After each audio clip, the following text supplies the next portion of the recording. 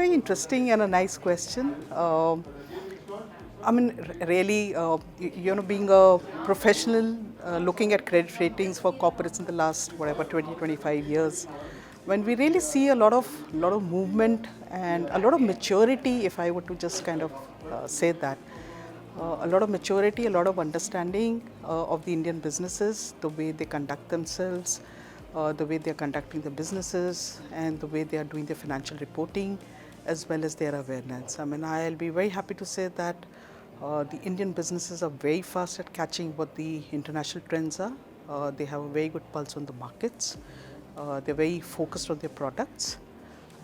And they're very clear that they have high ambitions, and they're very clear that to meet these high ambitions and to improve the company's growth, their products have to be not only sustainable, but they have to conform to the highest quality standards, and the corporates have to behave in the best ethical fashions. Yes, you'll have all sorts in the whole landscape. So while I'm just talking about the general trends, you'll have all sorts of corporates and behavior in the whole landscape.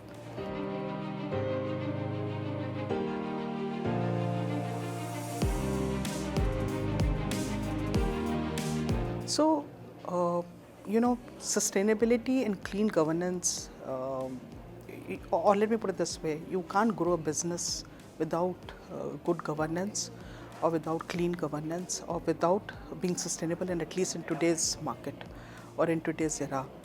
Now, let me separate the two, while obviously the two are interlinked, because and why I say interlinked is because sustainability agenda has to be driven by the management, and which basically means governance again, right? Why I say clean governance is important, because unless you set the right rules, you set the right process, you set the right culture, you will have temporary growth, but you will not have a long-term sustainable growth. So it's very important that both go hand in hand. And it's very important that this function is taken over by the management, because there's actually people on the ground who are setting the vision, the values, the culture, the frameworks, the organization strength.